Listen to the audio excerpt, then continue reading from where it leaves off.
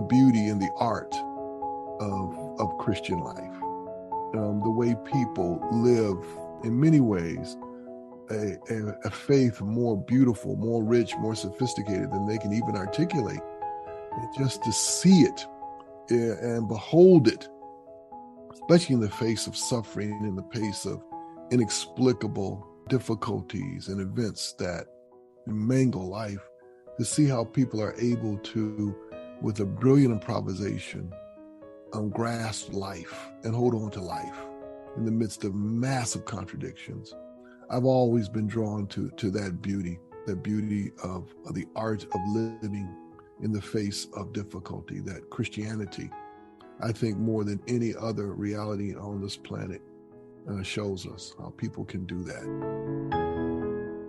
Hi friends, I'm Amy Julia Becker, and this is Love is Stronger Than Fear, a podcast about pursuing hope and healing in the midst of personal pain and social division. Today, I'm talking with Willie James Jennings, Associate Professor of Systematic Theology and Africana Studies at Yale Divinity School. Dr. Jennings is also the author of The Christian Imagination and After Whiteness, as well as a commentary on the book of Acts. They are all really commendable in very different ways. And I particularly appreciated his commentary on Acts, which you'll get to hear us talk about in a little bit. Dr. Jennings and I had this conversation actually when the podcast was on vacation, which is to say over the summer. That was when he was available because of his school schedule. And you'll hear me make reference to going to summer camp, even though I'm sharing this conversation with you in October. So sorry for that. What's it called? Anachronistic aspect of this show. Anachronistic is a word I learned just this past year with my children in school. Anyway, you also might notice that my voice is a little scratchy in this interview because I got a cold at that very same summer camp, and I was sniffling my way through this conversation. But I want to share it with you now because it is a conversation about beauty and promise. It's a conversation about the hope of Christianity if and as we are able to untether Christianity from whiteness, if and as we are able to reimagine institutions and relationships that are built upon mutual dependence instead of hierarchy and power. So I'm excited for you to hear what Dr. Jennings has to teach us today. Dr. Jennings, it is a pleasure to be here with you today. Thank you so much for your time. Glad to be here with you, Amy. So I want to start by trying to introduce our listeners to you. And I've struggled a little bit with how to ask a question because when I look at your bio and from what I know about you, it's like, okay, you're a professor and you're a minister. You've worked in the North, you've worked in the South, you grew up in the Midwest, you've written about history and theology and sociology, you've written academic books, you've written what I consider a very accessible lay person commentary on the book of Acts. So what I came to as maybe by means of introduction, could you talk about what holds all of your work together? Like what are the themes that you return to again and again, and where did your interest in those themes come from? Well, Amy, I tell you, the questions that I've always had about the Christian life and what actually constitutes authentic Christian life. Raised in a context where people were intensely Christian. I was raised in an intensely Christian town, filled with Christian bookstores, filled with Christian churches. The airways were permeated with Christian programming, but it was an incredibly race-filled, racist, race-conscious place. And I was trying to make sense of Christianity and that relationship to race and the realities of race. But I was also deeply interested in how Christians think. And the idea of a thinking Christian has always fascinated me. Not only how people think their faith, but how they think their life through their faith. And I've always been fascinated by both the beautiful and the weird ways people who are thinking their faith and trying to think their life through their faith how they live. And so in many ways, I've been like a junior anthropologist and sociologist all my life, just trying to understand how do you come to that? How do you come to that way of seeing the world? And so trying to understand the reality of that life of faith has been a part of it. And then I think a third thing that's always drawn me is the beauty and the art of Christian life. The way people live, in many ways, a faith more beautiful, more rich, more sophisticated than they can even articulate. And just to see it and behold it, especially in the face of suffering, in the face of inexplicable difficulties and events that mangle life, to see how people are able to, with a brilliant improvisation, grasp life and hold on to life in the midst of massive contradictions. I've always been drawn to that beauty of the art of living in the face of difficulty, that Christianity, I think more than any other reality on this planet, shows us how people can do that. And so those are the themes that have just run through my life and run through my work. And I continue to be incredibly fascinated with people of faith, the things we believe, how they're formed, and how we live them out. I love hearing that. I was, again, having read a lot of your work, I expected some of what you just said, but I wasn't really expecting the beauty part. And I want to pause there for a minute. I just came away, I told you, from a camp in Alabama, and the camp is called Hope Heals. So it's a camp that is for families that have been affected by disability of all sorts. So we were there with our daughter who has Down syndrome, but you also have people who have been affected by diabetes and are going blind, or you've got people who've had strokes, or people with cerebral palsy or autism, like a whole range of different disabilities and conditions. And the sense of coming together in a place to care for one another and serve. It's the day we were leaving, the person who's the director of the camp said, we talk about it as if you're about to go out into your real life, but actually being here is more real than anything you're going to find back at home. Because we are actually caring for one another in a mutual relationships of giving and receiving. I mean, we were there as volunteers, even though we have a child with a disability, because there was such a sense of fluidity. And there was so much beauty there amid that hardship and pain. And it does feel like a more real taste of what it means to be human, of what it means to know God there than almost anywhere else. And that's just what your comments about the beauty of the Christian faith, that again cannot always even be put into words, but is so attractive to me, and I think something that I keep coming back to. But what I'm curious about for you is you also write about some of the horrors that have been perpetrated in the name of Christianity, and so and the ways in which even some aspects of Christianity have enabled that the thinking that leads to the horrors, right? So how do you reconcile those contradictions, or are they contradictions? Like, how does the beauty and the horror within our history, at least as Christians, how do you think about that? Well, Christianity has always been a struggle, and it is a struggle at its very heart, a struggle to follow where the Spirit of God is leading. And we human creatures are caught up in the grace-filled action of God to draw us toward life with God. And we struggle. We struggle mightily to follow where God is leading. And some people have designated that with the term sin, and I think that's correct, but often to use the word sin doesn't really help people envision what's really going on. But it is that's at the heart of these contradictions for us in one sense, that is, in terms of what we do, in terms of our agency and our actions. We struggle to follow where God is leading. And that struggle has taken different forms at different times of history.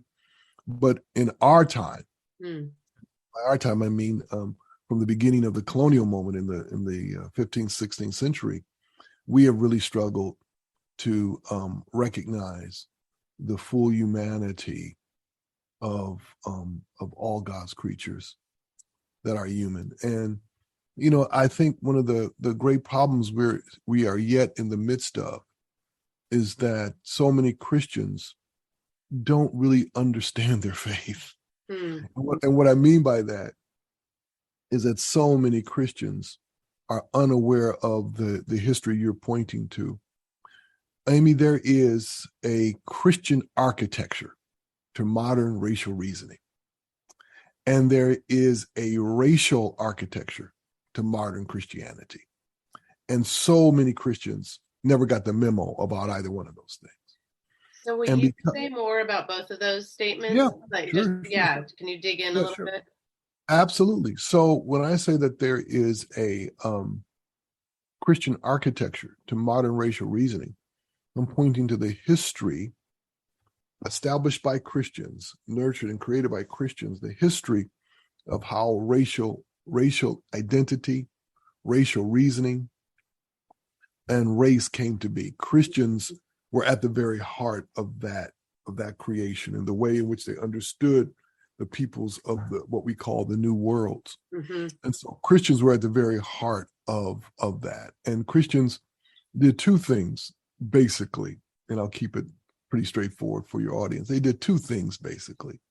The one is that they came to the new worlds, and by the new worlds we mean what we would call the Americas, what we would call sub-Saharan Africa, what we would call the Pacific Islands, Australia. Mm-hmm. Came to the new worlds, and they, on the one hand, they designated, they identified who these people were, and then in that designation, they tried to organize who they were in relationship to themselves. And so that designation had to do with the way they saw them, described them, and described themselves at the same time. And they drew on some of the languages, ideas from the old world to do that. And so the ideas of black and white became important utility in helping them figure out how to understand themselves in relationship to all these peoples. But that designation, it began really as a kind of, let's say, a kind of harmless comparison. It quickly became a hierarchical vision of full humanity, with the European, who called themselves white, being at the very top. Mm-hmm. Now, that piece goes along with another thing they did, and that is that they quickly separated people from land. And they separated people from land in two senses, Amy. Mm. The one is that they took the land, which is the basic sense. They took the land. And their rationale for taking the land is that the land, if it is not being cultivated, if it's not being made productive, then it's no man's land, as it were. And the famous phrase is terra nullius, that it is empty land. Mm. And then, but in the other sense of taking the land, they denied what so many indigenous peoples around the world said, and that is that who I am cannot be separated from this place. Mm. That my identity is tied fundamentally to this place. It's tied to the animals, it's tied to the land, it's tied to the water, it's tied to the trees, the wind, the season. It's tied. This is a fundamental part of who I am. It's not me plus the land. It's one reality, me and the land. For those colonialists who came, they said, no, that's ridiculous. You carry your identity wholly on your body. Mm. And so where you are is inconsequential to who you are. Where you are is just a place. Who you are is something different. And so they forced so many indigenous peoples to see their identities as disconnected from the land. Why? Because they wanted to turn the land into property on its way to becoming private. So Christians, I'm sorry, go ahead. Mm-hmm. Well, no, I'm just curious because I think that has implications. I mean, the implications for indigenous peoples Mhm. seem like, okay, yes, that is obvious, but it seems as though there's also implications for the European Absolutely. people who are leaving their land, right? Like their place Mhm. of origin and coming to a new Absolutely. place. And I'm just thinking, even in terms of some sense of, people even ask me where I'm from, and I don't Mhm. always know how to answer the question Right. because I've lived in so many different places. And so I'm curious just to draw that thread forward, 500 or 600 years in terms of Mhm. how you see that affecting that particular. And again, maybe I'm wrong, but I think it's like many people have learned a lot about how the racial hierarchies have been harmful to all of us, but this idea of separating place from person, what do you think the implications are for us now, especially as Christians? Oh, Uh, yeah. Mhm. yeah, go ahead. Yeah, they're immense. And the first thing is you want to hold those two things together. And most people don't. So most people don't hold the problem of the hierarchical formation of racial designation to the transformation of land into private Yeah. property. And the reason why they have to be held together is because those two things are always together. And the one makes possible the other always. Mm, But the implications are right in front of us. The first crucial implication is that where we are, and by we I mean most Western peoples, most peoples who have been shaped inside this colonial legacy, where we are is inconsequential to who we are. We can mhm, be. And so the first thing is that it creates what I call a reality of displacement that mhm. we all live with, that we live on the surface of place. We don't see and sense a deep connection to any place. And that's an incredible problem because the level of connectivity we sense with a place has direct bearing on the level of relationality we believe we're supposed to have Yeah, in a place. yeah. So if I think, well, I'm just here, I have a job, I'm going to school, but I'm just here, and then I'm elsewhere, then our sense of not only responsibility, but a kind of deep ethical and moral commitment to Hmm. one another will always be shallow. So that's the first incredible and very important implication. The second is what's tied to what I said a moment ago, and that is the land is turned from a part of who we are. The land is turned from a co-creature, as it were. And by land, I'm also including water and animals and so forth. It goes from being seen as a deep companion that tells me who I am to simply being a tool for my use. Right. And so it opens up the possibility for an extractive vision of the world. Hmm. What do I mean by that? Extractive vision of the world means that I go to a place and I ask the question, what can I get out of it?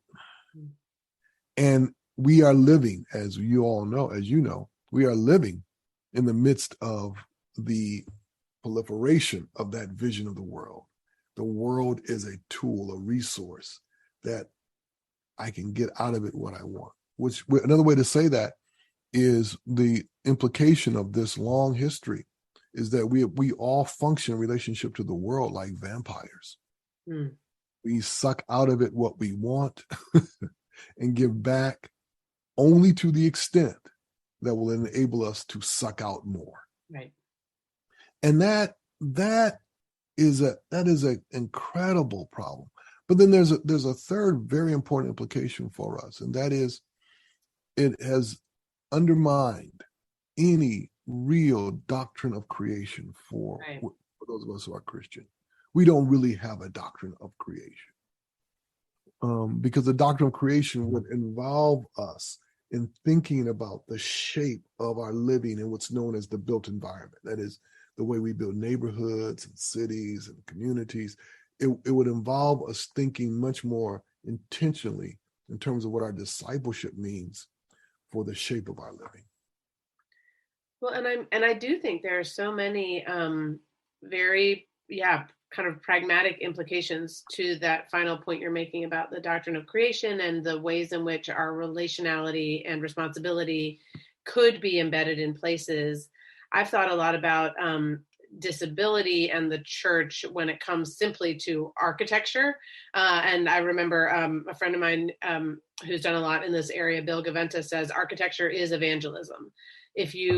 The way your buildings are structured communicates who is welcome. And he's not only talking about ramps, he's also talking about, who is being held up as a model of the person who is meant to be here. And I think this can extend into some of those racial categories as well. If you've only got pictures of white men on the wall as the exemplars of who has come before, well, who do we think is welcomed and honored here? If you've only got, people up front who look a certain way or dress a certain way or behave a certain way, then again, what are we communicating about who is not just who is welcome here, but also who belongs here, who is valued here? And then I think similarly about, we were walking, actually, I was with my family walking through New Haven a couple of weeks ago, and we were walking through a neighborhood that had been populated during the Great Migration from the South, so predominantly by African Americans. And one of the things my youngest daughter noticed when we walked from that neighborhood back towards the Yale campus, she said, "Mom, it's so much cooler now." And what she essentially noticed was the presence of larger shade trees. And so again, this built environment was communicating a different sense of welcome once you got to one part of the city from then another. And I think all of those things do speak to your point as far as where we live very much informs who we are, even if we try to deny that. No, that's exactly right. We live with a legacy of violent geographies, Amy. That violence is as real as somebody taking a brick or a stick or a gun and coming after you by the shape of the neighborhoods, by the way bus lines function, as you said, by where trees are, where there are parks, where there are libraries, swimming pools. All of these things are, and here we have to remember, these things don't happen by kind of natural rock formations or something. These things are intentional. And so we have to understand, and that's an intentionality that reaches through the decades, through the centuries. So a city or a community or a neighborhood is shaped inside the logic of a few people. And that logic will run forward for decades, for centuries. And so while you might have wonderful, well-meaning people who live in these communities, if they have not done two crucial things, understood the history of how this community has come to be shaped this way, and number two, thought about the new intentionality necessary in how we build anything, then they're sitting at the heart of the problem, and they are part of the problem. Their ignorance and inactivity continues that legacy of violent geographies. So that's why it's so important to understand not only where we live, but the shape of that living, the shape of that neighborhood, and how it has come to be, and to pay attention now to the way things are being built. But right now, we're in the midst of a global struggle over real estate. We're in the midst of a global struggle over gentrification. And we're in the midst of what will become, in the next couple of years, a new pandemic in homelessness. There's homelessness occurring all over this planet because people are buying up, taking over land at a monstrous rate. And along with that, a lot of churches right now, churches on this planet own more property than almost any entity.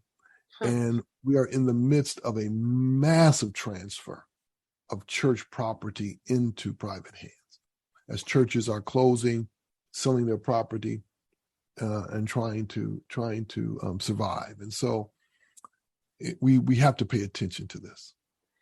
Yeah, thank you for that. And I'm curious. So one of the things that you write about, this is in After Whiteness, is whiteness does not refer to people of European descent, but to a way of being in the world. And I think we've already been talking a little bit about that way of being in the world, but I would love to just hone in there for a minute on this idea of whiteness as a way of being. Like, what is whiteness when you are writing about it or talking about it, and how has it how does whiteness show up in spaces even that aren't considered to be white, Right. and how has it Right. formed and shaped the culture that we're talking about? Right. This is one of the most challenging things for some people to think about, because for Mm-hmm. people, they've never ever had to think about whiteness as a thing. Yeah. um, and the reason so many people have never had to think about it is because it is inside a long history of formation, so that people begin to see it as natural. And the only way people can start to see it as something that's not natural is to be in conversation with people who've had to struggle at the other end of it. That is, people who've had to struggle with non-white existence. Right? Mm-hmm. And so for so many people, whether they be uh, Black or Latinx or Asian or however they have been designated in non-white categories, everybody has had to do this important work. They've had to make a distinction between the image, the racial image that have been given, that's filled with stereotype and derogatory elements, and who they actually are. Hmm. And the challenge is that there are little slivers, little pieces, little aspects of their cultural realities or their languages that have been embedded inside those derogatory images. And so they've had to do the really painful work of pulling those things out of that derogatory image, so that who they actually are can be seen over against that derogatory image. And so in many cases say, okay, well, yeah, call me Black, but what I mean by Black is not all this mess that you have in here. I'm going to pull out these little pieces. Okay, call me Asian, whatever you think that is. But I'm going to pull out of all that derogatory, stereotypical mess, these little pieces and elements that are part of who I am, but I'm not that. So many peoples have had to do that work all their lives, right? Hmm. But whiteness was presented as something positive, as an image. Think of it as an image that's positive, always beautiful, always right, Mm-hmm. always in the imperial position of knowing. And so people who have wanted from the very beginning to see themselves that way, what comes with that is that, think of two hands, like if people can see what I'm doing. Think Right. of two hands put together. And so people have said, well, there's really no reason, given its positivity, there's no reason for me to ever imagine myself as different from that, until someone says it's not all positive. There's problematic aspects to it. And so, but if someone has so identified with the image, Yeah. so identified with the vision, then for someone to come along and say, no, that's really not who you should be, Mm-hmm. that's incredibly painful, right? Because this has been really comfortable. So why would I want to create a distance? So that's part of the reason why it's been so difficult for people to even to think about the matter of whiteness. But now to come to what you asked me a moment ago, what is whiteness? Yeah. Whiteness is a way of being in the world and a way of seeing the world at the same time. Whiteness is a way to organize the world, a way to envision the world, a way to make sense of the world. And whiteness is having the power to order one's world by that effort. And whiteness takes as its kind of cardinal, its crucial, its foundational aspirations: possession, control, and mastery. possession, control, and mastery of my world, to make sense of my world, to organize my world, to run my world. And so whiteness is an aspiration of really of control, of of um, of providence, of being able to live one's life in the way God has imagined you should live your life, and do it from a position of utter control. And by that, I don't mean that you control everything that happens in your life, but that you're always able to make sense of it, and in many ways bend reality to make sense. And so this has been the aspiration for so many people coming to the Western world. And the Western world is formed in this aspiration. And so whiteness is a fundamental problem, because whiteness is built inside of these aspirations for, in a sense, for imperial dominance that never imagines itself as being dominant.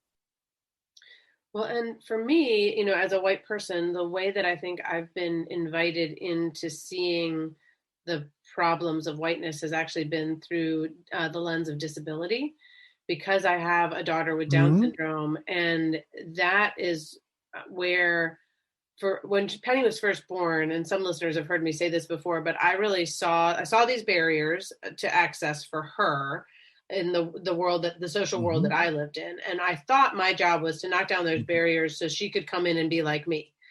And over time, I began to recognize that, wait a second, there are some problems with what it means to be like me. And they come up with what you were just saying, this sense of individualism, of control, of productivity, achievement. And I saw all of those as kind of unquestioned goods. And I began to recognize that actually her way of being in the world, which involves vulnerability and dependence and mutuality, it's a way of love instead of control. It's a way of dependence rather than individualism, and it can be mutual dependence. It doesn't need to be simply going in the direction of her having needs, but that sense of, oh wait, what if I too recognize myself as a needy, vulnerable human who has gifts to offer and who needs to be in and among others in order for my full humanity to be expressed? What if I really don't understand everything and I never can? What if love is actually a laying down of my life rather than a ordering it and controlling it in such a way that I am the master of it? So all of those things have come to me, or at least begun to come to me, by way of disability, and helped me start to understand, I think, this concept of whiteness as, yes, of course, this has a racial history to it, but it's not simply about skin color or ethnicity. There's a concept here that I've been playing into that is tied up in, being an American, being white, educated, affluent, all of those things, having grown up in the institutional spaces I've been a part of. And I'm wondering if you can speak to the idea that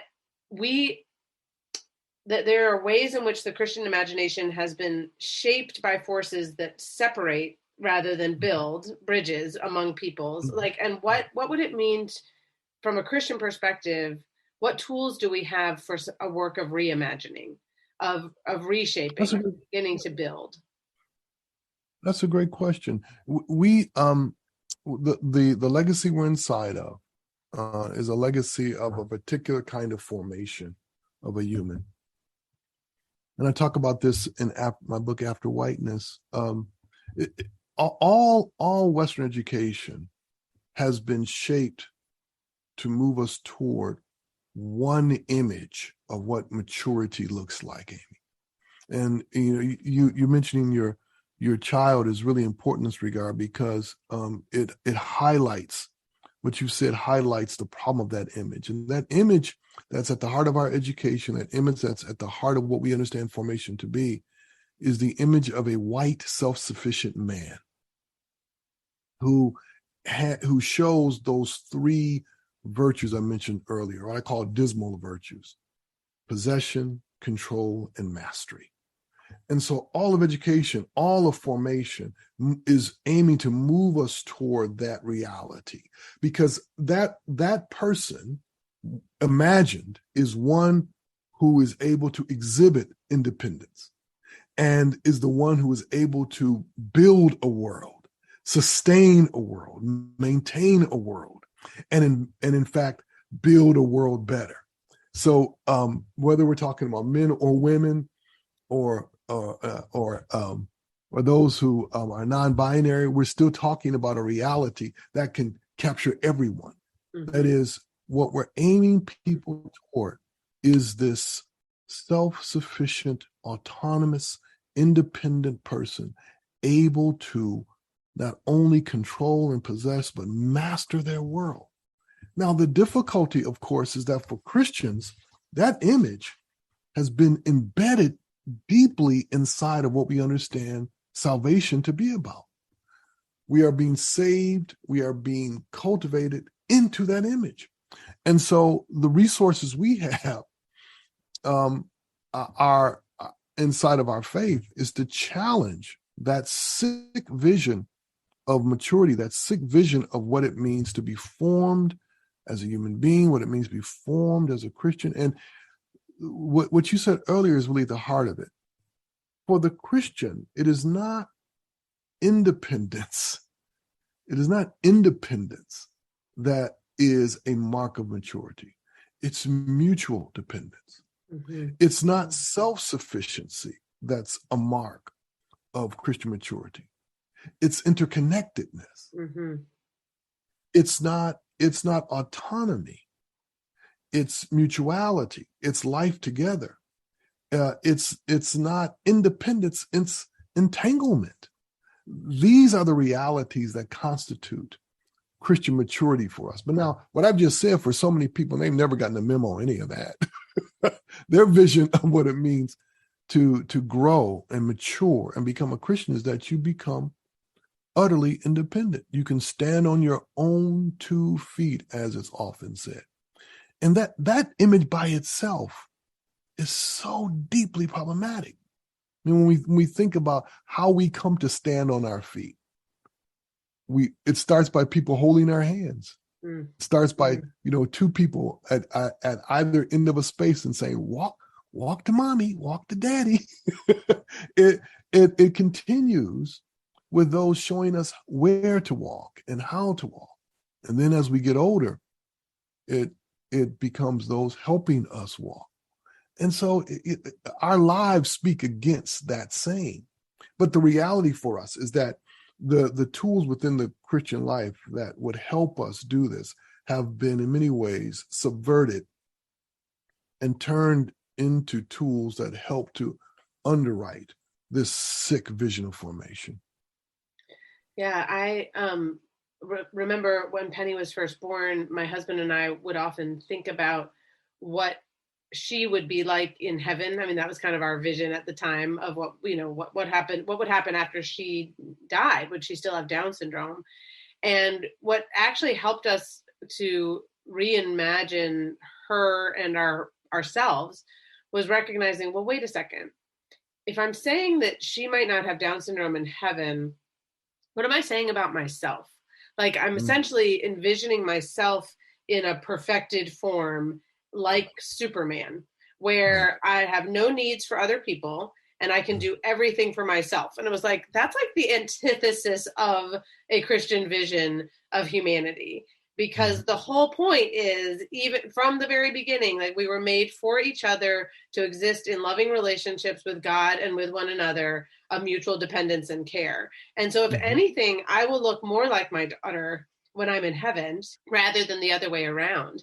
And so there has been a real reshaping of my imagination, which I don't know what that's all going to look like. It's just helped me to really understand, I think, what you're talking about as far as not envisioning a maturity that looks like me becoming more and more strong and capable and productive, but a maturity that actually involves me becoming more and more aware of my need for other people and for God's love to sustain me in all that I'm doing, and for my interconnectedness.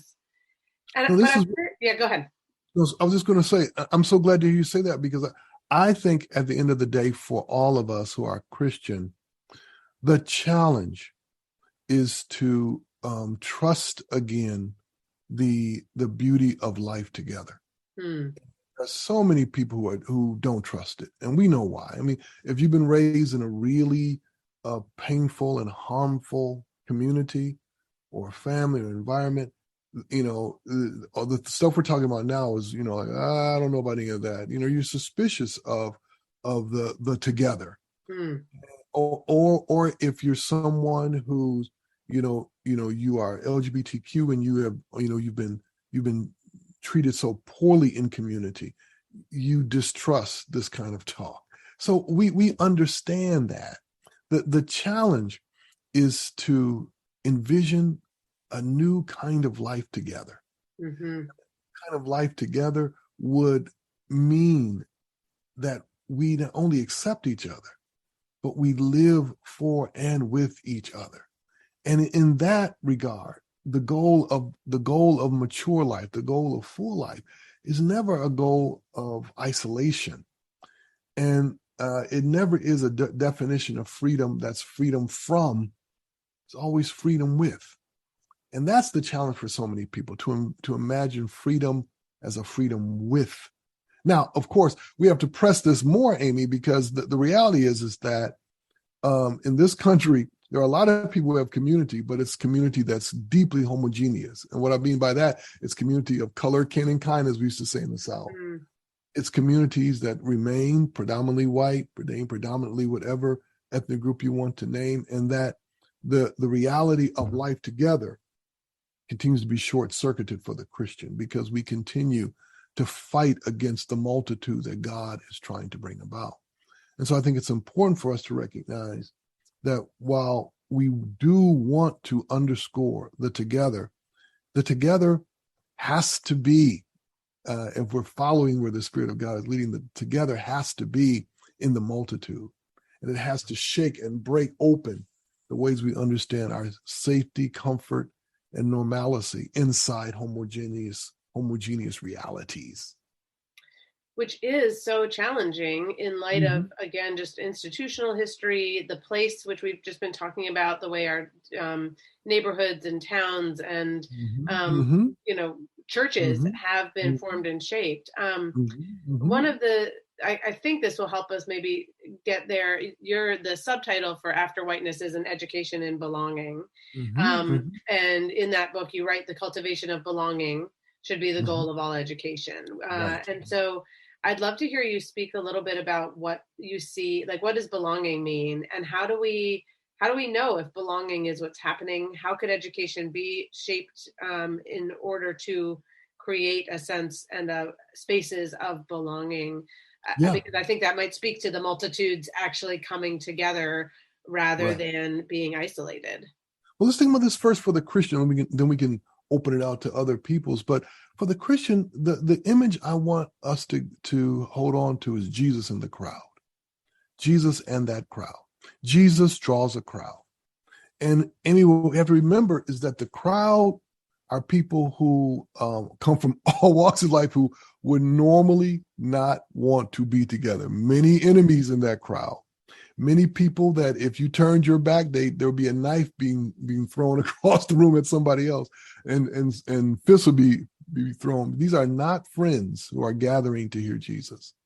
These are people from every walk of life, many of whom who are unhappy that they are shoulder to shoulder with these other folks. But this is the crowd Jesus draws. And what's so important about that is that the crowd is not Christian, but it is the basis upon which a Christian could form. The crowd is not in agreement, but is the basis upon which life together could form. And it is a group of people who are only there because they want something from Jesus. But Jesus, in turn, wants them to want each other. And so part of the deal with him is that if you want from me, then you must take what I want for you. Mm. It is that reality of this uneasy mixture, this uneasy gathering, that becomes the basis upon which to think life together as church. Now, why this is so important is because this is exactly the work that the Spirit of God is calling us to do, to open ourselves to those we would prefer not to be with. Mm-hmm. And that becomes the basis. That becomes the basis of creating a new reality of belonging. A reality of belonging that is not tied to one single story, but the weaving of many people's story.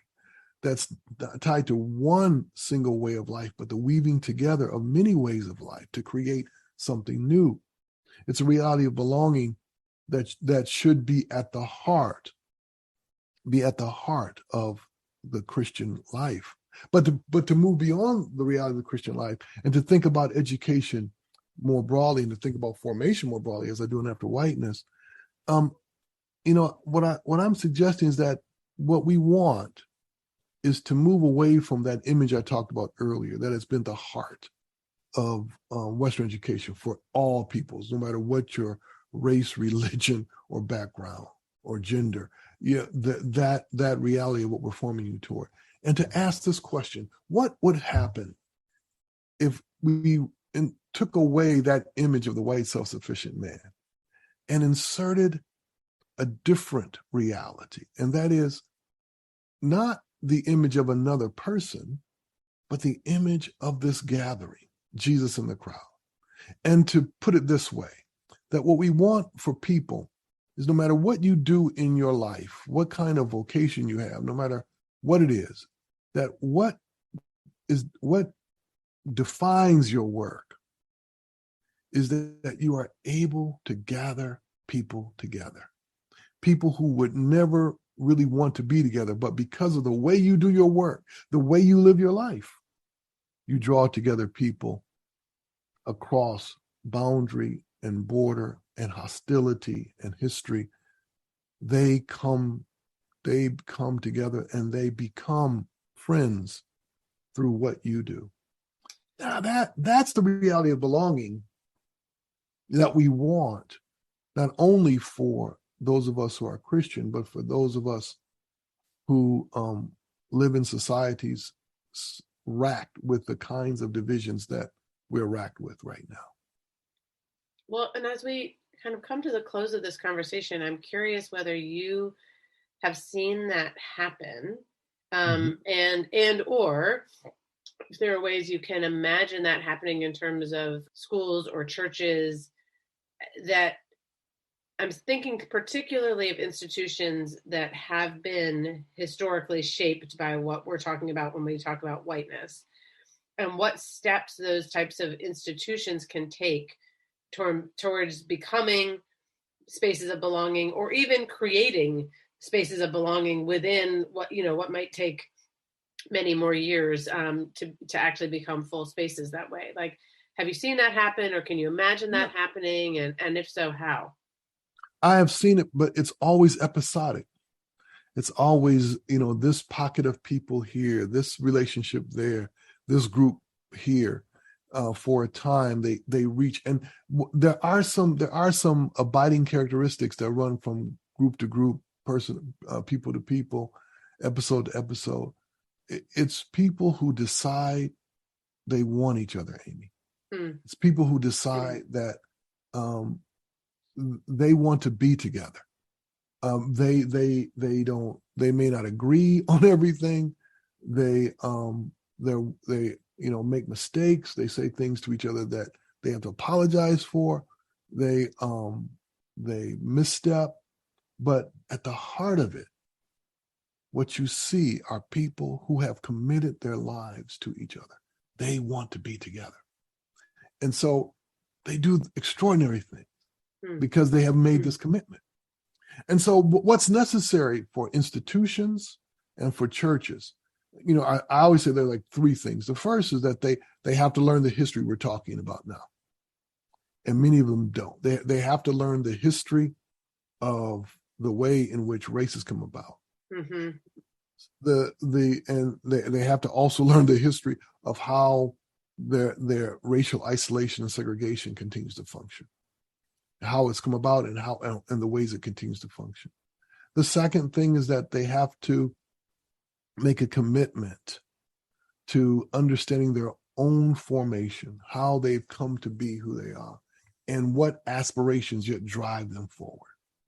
As you were saying earlier when you talked about, what you imagine for your daughter in heaven, and that kind of deep thinking about who I am and who we are. Each person has to do that work.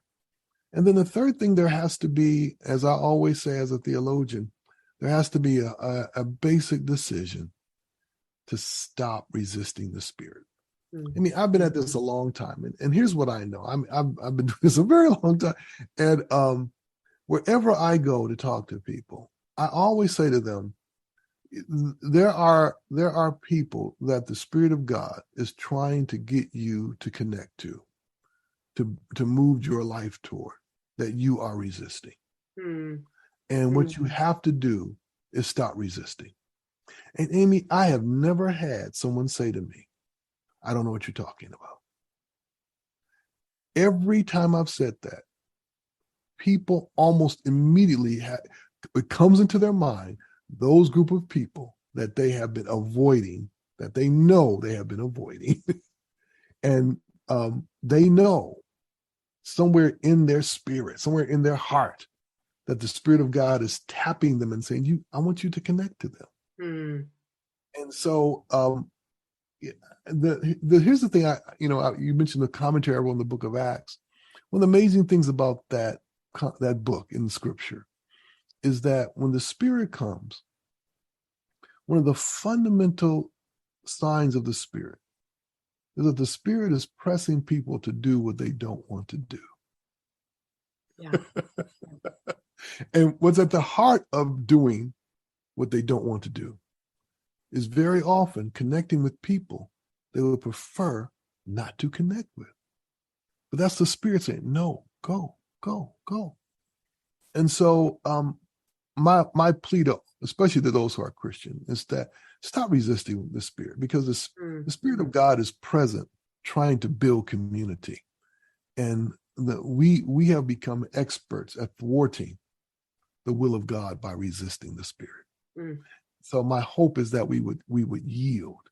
And for a Christian, that should be second nature. Well, I think that's a perfect way to end this, just with that exhortation to not resist the Spirit of God. And also, I think you're going back to your initial comment about beauty as a motivating force for your work, and the work that you've done really points to that on the one hand, it's scary to make those overtures, to trust and to let go of control, and to relearn and get to a place of honesty about the past and humility about the present. And all of those things can be really scary and risky.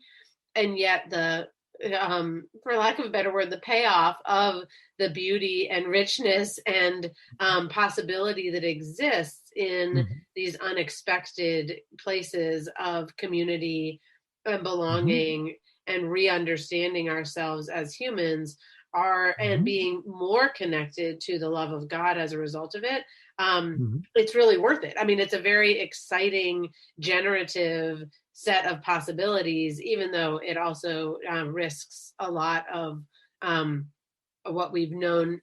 We put a lot of that on the line in terms of making those moves and heading in that direction. Absolutely. Well, thank you again for your time, and I will make sure in various places to point people towards, especially I guess we've really talked about After Whiteness the most in this conversation, but also your commentary on Acts and the Christian Imagination is also such an important book in terms of understanding all of these things. So thank you for your work, and thank you for your time today. It's been such a pleasure to talk with you. My pleasure, Amy. Great to talk with you, and good to meet you as well. Thank you. Thanks as always for listening to this episode of Love is Stronger Than Fear. Check the show notes for links to books and passages and articles we mentioned. And I'll say it again, if you've listened this far, maybe you're willing to take another 2 minutes and give this podcast a rating, a review, share it with other people who might benefit from these conversations about hope and healing in a fractured world.